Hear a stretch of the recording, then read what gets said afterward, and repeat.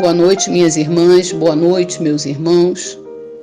Vamos nos preparar para mais uma reunião de estudos doutrinários do Centro Espírita Isaac Lima. Sejam todos muito bem-vindos. Que a paz de Jesus esteja presente em nossos corações.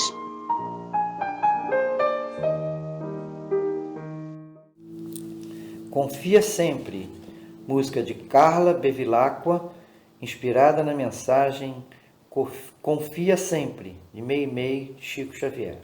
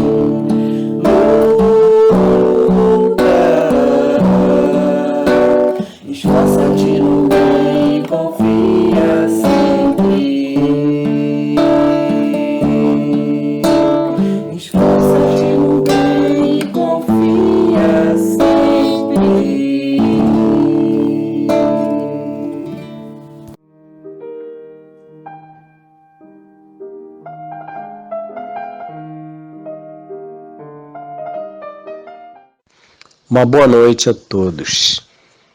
A página de hoje é do livro Vinha de Luz, pelo Espírito Emmanuel, psicografia de Francisco Cândido Xavier. E o tema paz do mundo e paz do Cristo. A paz vos deixo, a minha paz vos dou. Não vou lá dou como o mundo a dá. Jesus, João, capítulo 14, versículo 27. É indispensável não confundir a paz do mundo com a paz do Cristo. A calma do plano inferior pode não passar de estacionamento. A serenidade das esferas mais altas significa trabalho divino, a caminho da luz imortal. O mundo consegue proporcionar muitos acordos e arranjos nesse terreno, mas somente o Senhor pode outorgar ao espírito a paz verdadeira. Nos círculos da carne, a paz das nações costuma representar o silêncio provisório das baionetas. A dos abastados, inconsciente, é a preguiça improdutiva e incapaz. A dos que se revoltam no quadro de lutas necessárias é a manifestação do desespero doentio. A dos ociosos sistemáticos é a fuga ao trabalho. A dos arbitrários é a satisfação dos próprios caprichos. A dos vaidosos é o aplauso de ignorância. A dos vingativos é a destruição dos adversários. A dos maus é a vitória da crueldade. A dos negociantes sagazes é a exploração inferior. A dos que se agarram às sensações de baixo teor é a viciação dos sentidos. A dos comilões é o repasto opulento do estômago, embora haja fome espiritual no coração. Há muitos ímpios, caluniadores, criminosos e indiferentes que desfrutam a paz do mundo. Sentem-se triunfantes, venturosos e dominadores no século.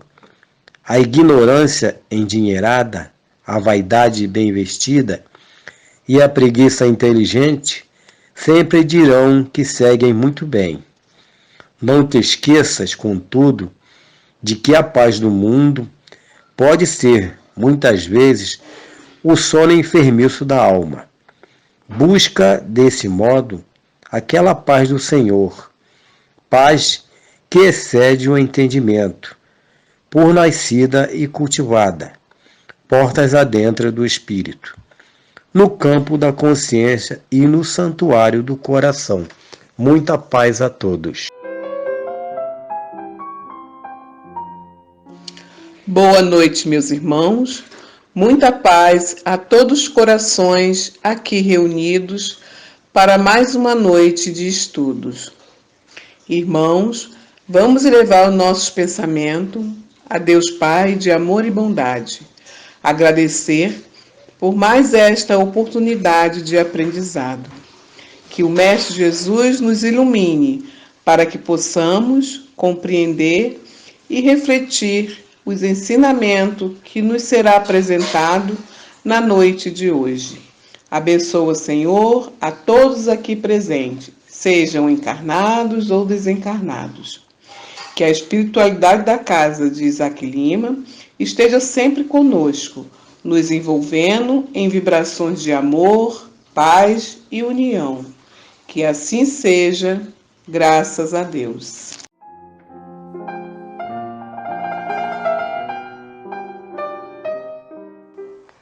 Boa noite a todos. É com grande satisfação que estamos reunidos para mais um estudo da noite de hoje. Que possamos ter uma boa noite de estudo repleta de conhecimentos. O tema da noite de hoje é Lei de Amor e como referência bibliográfica temos o Evangelho segundo o Espiritismo, capítulo 11, itens 8 a 10 e o capítulo 12, item 4. O Livro dos Espíritos, capítulo 11, Lei da Justiça, de Amor e da Caridade, pergunta 886. A primeira carta de São João, que é o mesmo João que escreve o quarto Evangelho. Provavelmente essa carta ela foi escrita no fim do século I e foi endereçada às comunidades cristãs da Ásia Menor que passavam por uma crise, por crise provocada por um grupo de dissidentes carismáticos. Nessa carta, pegamos como referência o capítulo 4 e os versículos de 7 a 21, que tem como título Amor e a Fé. E para finalizar, as fontes que foram essenciais para compor o nosso estudo da noite de hoje, nós estudamos o pequeno trecho da carta de Paulo aos Hebreus.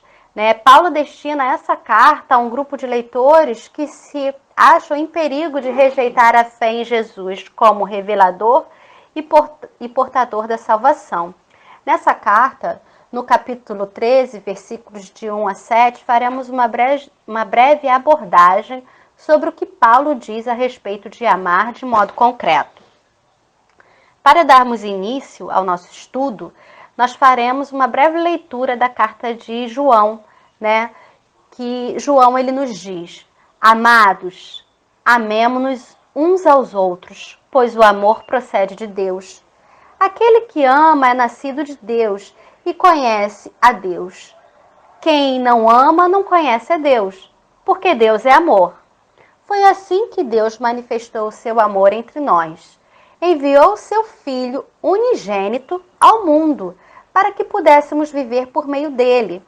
Nisto consiste o amor. Não em que nós tenhamos amado a Deus, mas que ele nos amou e enviou seu Filho como propiciação, pelos nossos pecados. Amados, visto que Deus assim nos amou, nós também devemos amar-nos uns aos outros. Ninguém jamais viu a Deus. Se nos amarmos uns aos outros, Deus permanece em nós, e o seu amor está aperfeiçoado em nós. Sabemos que permanecemos nele, e ele em nós, porque ele nos deu do seu Espírito. E vimos e testemunhamos que o Pai enviou seu Filho para ser o Salvador do mundo. Se alguém confessa publicamente que Jesus é Filho de Deus, Deus permanece nele, e ele em Deus. Assim, conhecemos o amor que Deus tem por nós e confiamos nesse amor. Deus é amor. Todo aquele que permanece no amor permanece em Deus e Deus nele. Dessa forma, o amor está aperfeiçoado entre nós, para que no dia do juízo tenhamos confiança, porque neste momento somos como ele. No amor não há medo. Pelo contrário, o perfeito amor expulsa o medo, porque o medo supõe castigo. Aquele que tem medo não está aperfeiçoado no amor. Nós amamos porque ele nos amou primeiro. Se alguém afirmar, eu amo a Deus, mas odiar seu irmão, é mentiroso, pois quem não ama seu irmão, a quem vê, não pode amar a Deus, a quem não vê. Ele nos deu este mandamento: quem ama a Deus, ame também seu irmão. Bem, nesses versículos, João nos diz que devemos nos amar uns aos outros.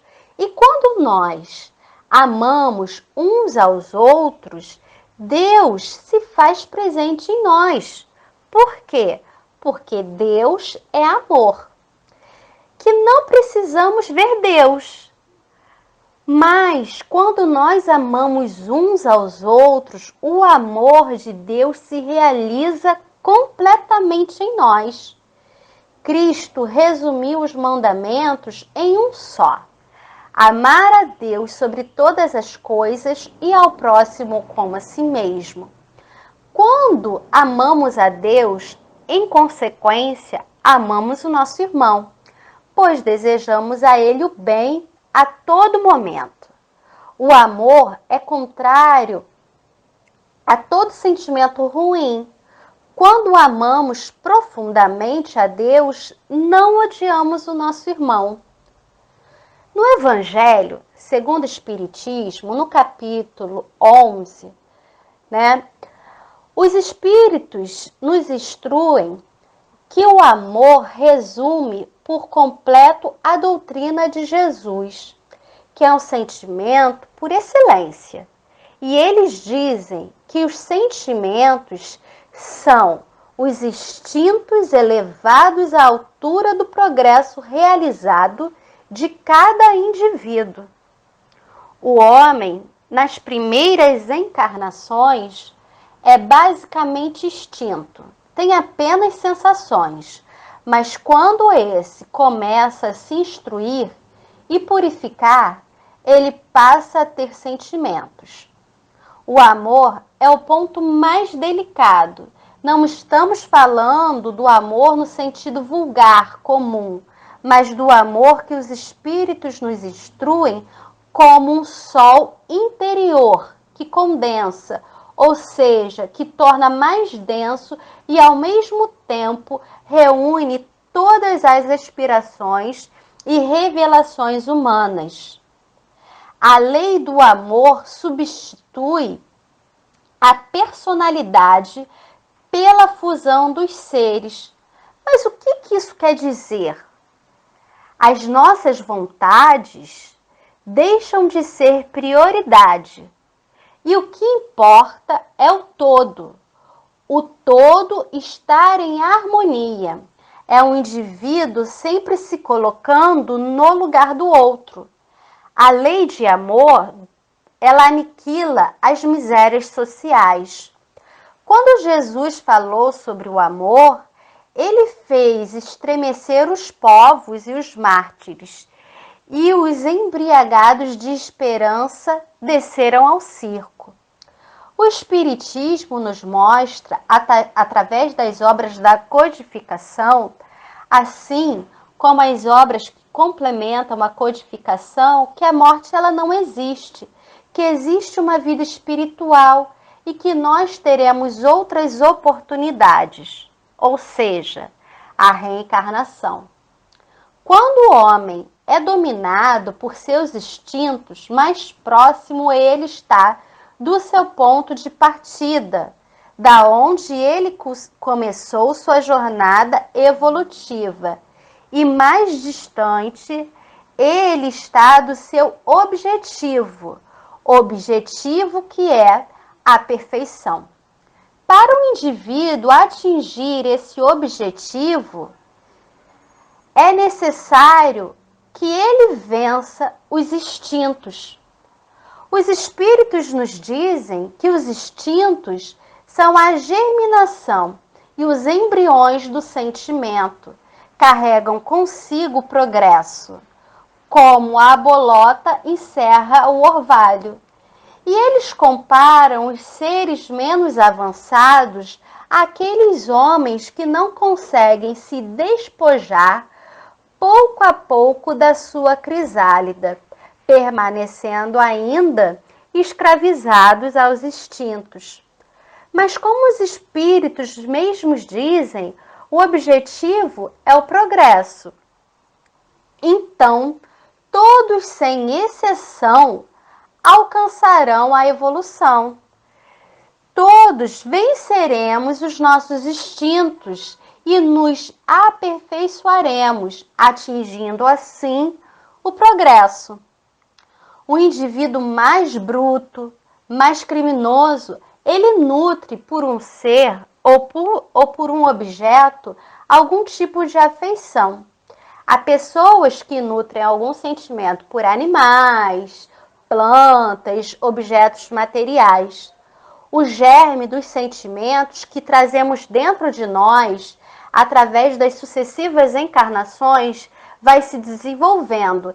E à medida que vamos nos moralizando, comprimindo o nosso egoísmo, assim, entre uma encarnação e outra, vamos fortalecendo algumas afeições e apertando os laços. Dessa forma, né, nós começamos a florir o campo árido que nós nos encontrávamos. E o amor, ele não se resume apenas ao nosso seio familiar. É necessário que amemos todos os irmãos, como João em sua carta nos esclareceu. É necessário que pratiquemos o amor, a lei de amor como Deus entende, que é amar progressivamente até amar a todos os nossos irmãos indistintamente. Pode demorar bastante tempo, mas é certo que um dia conseguiremos sim amar a todos os nossos irmãos como Jesus, Filho de Deus, amou. Não haverá mais egoísmo individual, o egoísmo de família, quando só nós conseguimos amar os nossos, o de casta, o de nacionalidade.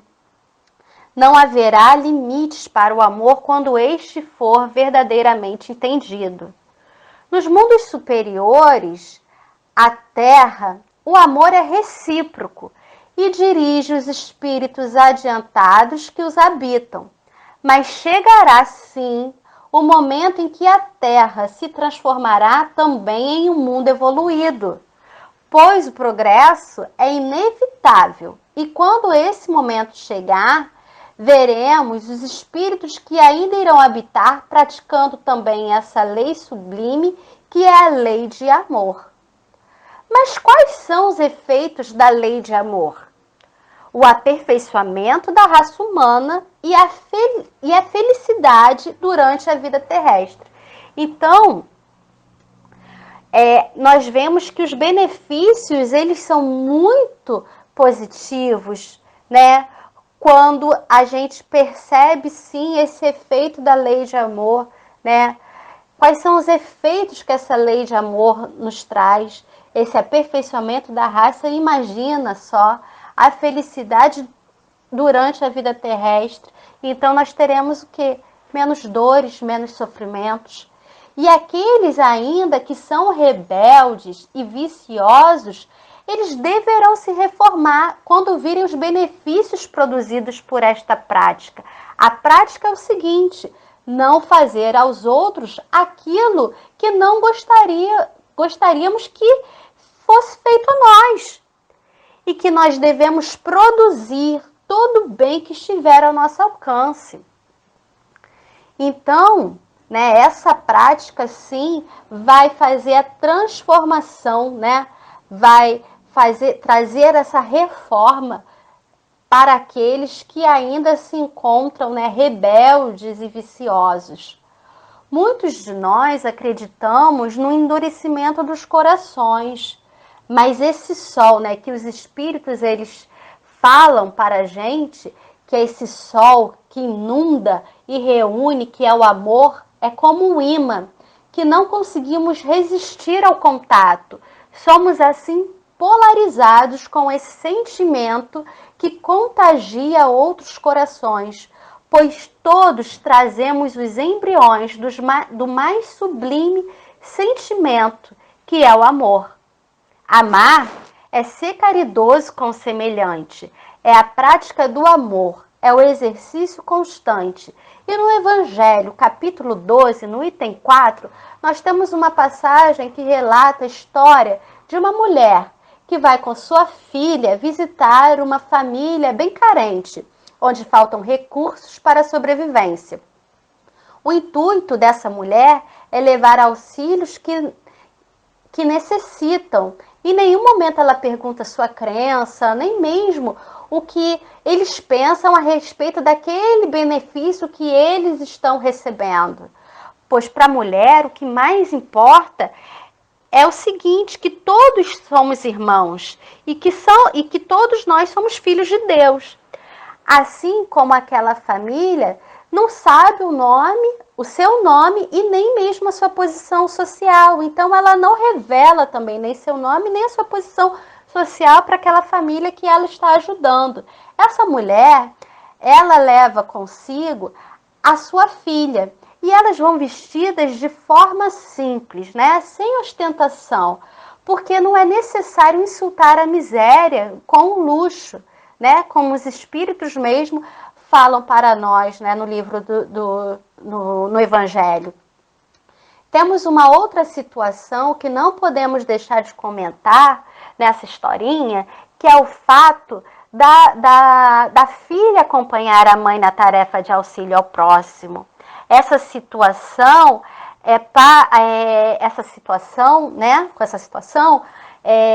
a mãe, ela ensina a filha como se deve praticar a beneficência. A filha que acompanha a mãe também quer fazer a caridade, mas a mãe lhe pergunta: o que podes, minha criança, fazer uma vez que nada tens? A mãe diz: serei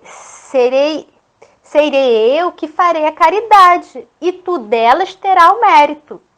Isso não é justo.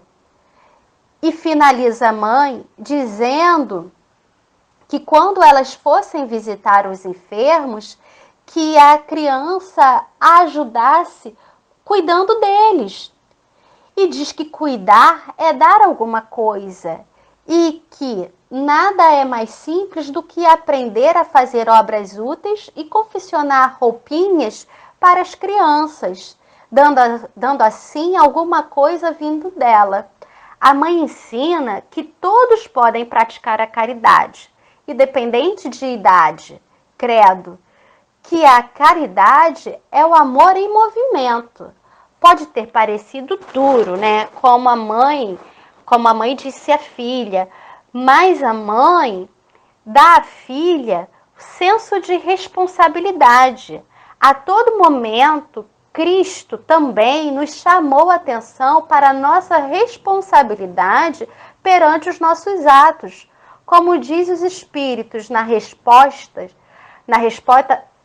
à pergunta 886, né, que fala sobre o amor e a caridade, que o amor e a caridade, eles são complementos da lei e da justiça, pois amar o próximo é fazer-lhe todo o bem que nos seja possível e que desejáramos nos fosse feito. Tal sentido destas palavras de Jesus: amai-vos uns aos outros como irmãos. E aí a gente percebe que essa mãe, né, dessa historinha, de fato, que tem no livro, no Evangelho, ela está exemplificando a todo momento, né? E o amor, ele também contagia da forma como a gente vai exemplificando, né? E assim, nada é mais importante da responsabilidade dos pais gerarem isso também nos seus filhos, né? Exercitarem de fato esse amor, né? Essa sementinha que todos nós trazemos. E os pais, eles têm essa missão, sim, né? De encaminhar os filhos de Deus, porque são esses filhos que hoje estão na sua família, são empréstimos de Deus e nada como um bom direcionamento. E esse direcionamento, ele tem que ser elevado, sim, ele tem que ser um direcionamento que seja para ajudar a esses indivíduos que estão chegando, que eles exercitem sim o amor, né? Esse embrião que todos nós trazemos de nós e que ele vai sendo ali, né, melhorado a cada encarnação que nós temos aqui na Terra, né? Na carta de Paulo aos Hebreus, Paulo no capítulo 13, nos versículos de 1 a 7, fala sobre amar de modo concreto. Perseverem no amor fraterno. Não se esqueçam da hospitalidade, pois algumas pessoas, graças a ela, sem saber, acolheram anjos. Lembre-se dos presos, como se vocês estivessem na prisão com eles. Lembrem-se dos que são torturados, pois vocês também têm um corpo. Que todos respeitem o matrimônio e não desonrem o leito nupcial, pois Deus julgará os libertinos e adúlteros. Que a conduta de vocês não seja inspirada pelo amor ao dinheiro. Cada um fique satisfeito com o que tem, pois Deus disse: eu nunca deixarei você, nunca o abandonarei. Assim podemos dizer com ânimo: o Senhor está comigo, eu não temo. O que é que me poderá fazer um homem? Lembrem-se dos dirigentes que ensinaram a vocês a palavra de Deus. Imitem a fé que eles tinham, tendo presente como eles morreram. Paulo, ele utiliza o verbo perseverar. Perseverar quer dizer persistir, permanecer, ser constante. O amor fraterno, ele precisa ser contínuo, precisa ser constante. Amamos de modo concreto quando acolhemos o outro. E quando nós recebemos de lição, de aprendizado, né? Essa troca, esse acolhimento, essa hospitalidade, que nós devemos sim lembrar dos nossos irmãos, que eles estão presos, encarcerados, e nos colocar junto deles, por mais difícil que seja, né? Mas que nós devemos nos sentir junto deles, né? Entender aquela condição. E se eu estivesse naquele lugar? Se eu estivesse encarcerado também, né? Sempre lembrar, né? E exercitar sim, né? Amar de modo concreto. Que nós devemos também lembrar daqueles que sofrem tortura. E a tortura, ela é diretamente no corpo físico, né? E lembrar que essas pessoas torturadas, assim como nós, né, têm o corpo físico, onde sentirão as dores também, nos colocar no lugar delas, né? Que o matrimônio ele deve ser respeitado para que não seja corrompido por nenhuma das partes. Isso é amar também de modo concreto, que Paulo nos chama a atenção para isso. Que a nossa conduta não deve ter como princípios, né? Como norte ali, o dinheiro, e sim o amor, que temos que prevalecer o amor, que devemos lembrar de todos aqueles que trouxeram a palavra de Deus e que devemos ter a fé que eles exemplificaram para nós. Segundo Paulo, tudo isso seria amar de modo concreto, né? Paulo, ele sempre assim, ele gosta bastante de exemplificar para que se torne mais fácil o nosso entendimento. E para finalizarmos o estudo da noite de hoje, trago uma mensagem, né, de um líder religioso católico que traduz através de uma música como deveria ser o nosso proceder aqui na Terra. E essa música é a música Amar como Jesus Amou, do Padre Zezinho. Um dia, uma criança me parou, olhou-me nos meus olhos a sorrir, caneta e papel na sua mão, tarefa escolar para cumprir, e perguntou no meio de um sorriso: o que é preciso fazer? O que é preciso para ser feliz? Amar como Jesus amou, sonhar como Jesus sonhou, pensar como Jesus pensou, viver como Jesus viveu, sentir o que Jesus sentia, sorrir como Jesus sorria. E ao chegar ao fim do dia, eu sei que eu dormiria muito mais feliz, ouvindo o que eu falei. Ela me olhou e disse que era lindo o que eu falei. Pediu que eu repetisse, por favor, mas não dissesse tudo de uma vez. E perguntou de novo, num sorriso, o que é preciso para ser feliz? Amar como Jesus amou, sonhar como Jesus sonhou, pensar como Jesus pensou. Então, meus queridos, que possamos, de fato, amar como Jesus amou,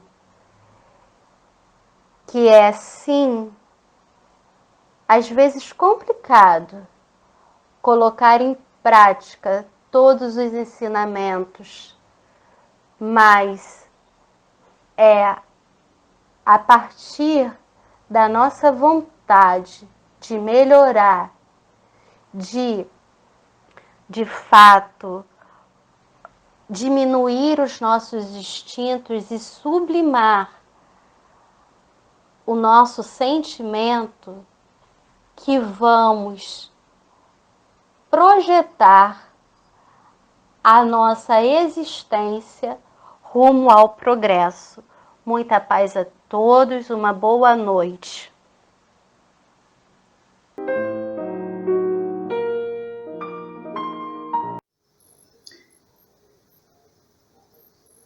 Queridos irmãos, hoje, aqui todos juntos, que acabamos de assistir essa palestra maravilhosa, vamos juntos unindo nossos pensamentos num único pensamento de amor e agradecer.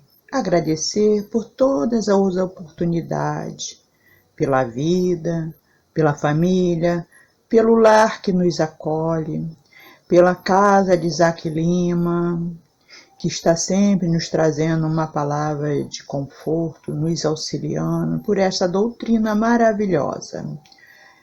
Agradecer, sejamos gratos, meus irmãos, sejamos gratos.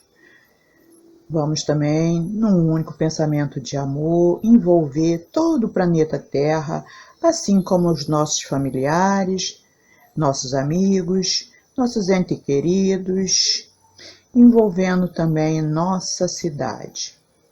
Que possamos, meus irmãos, agradecidos, termos uma noite tranquila, de paz, um final de semana de alegria e de harmonia junto àqueles a quem amamos.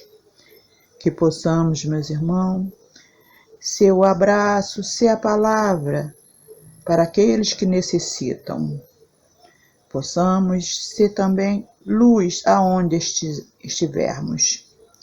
Mais uma vez, agradecer a Deus e agradecer a espiritualidade amiga que está sempre conosco, dando graças a Deus e graças a Jesus. Que assim seja. Muita paz, meus irmãos, muita paz.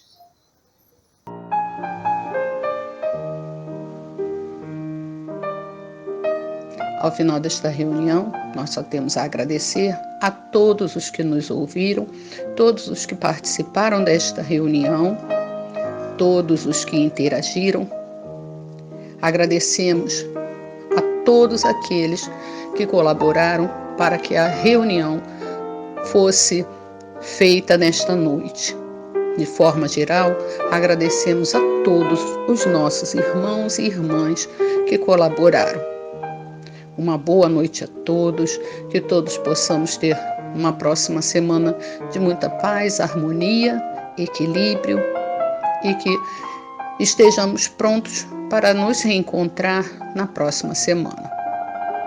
Um grande abraço a todos e uma boa noite.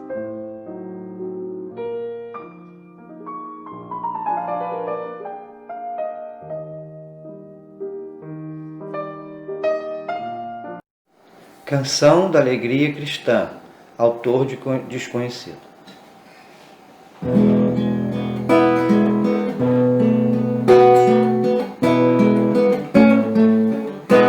Somos companheiros, amigos, irmãos que vivem alegres pensando no bem. A nossa alegria é de bons cristãos, não frente a Jesus, nem fere a ninguém. A nossa alegria é bem do Evangelho, vibra e contagia, da criança ao velho, mesmo entre perigos, daremos as mãos como bons amigos, como bons cristãos, sempre ombro a ombro, sempre lado a lado, vamos trabalhar com muita alegria pelo Espiritismo mais cristianizado, pela implantação da paz e harmonia.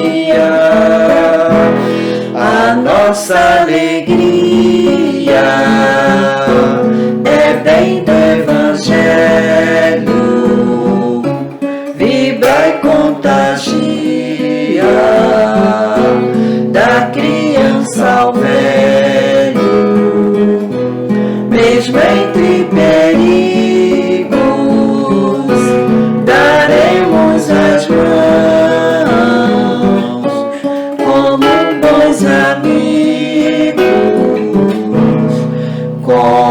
como bons cristãos. Alegria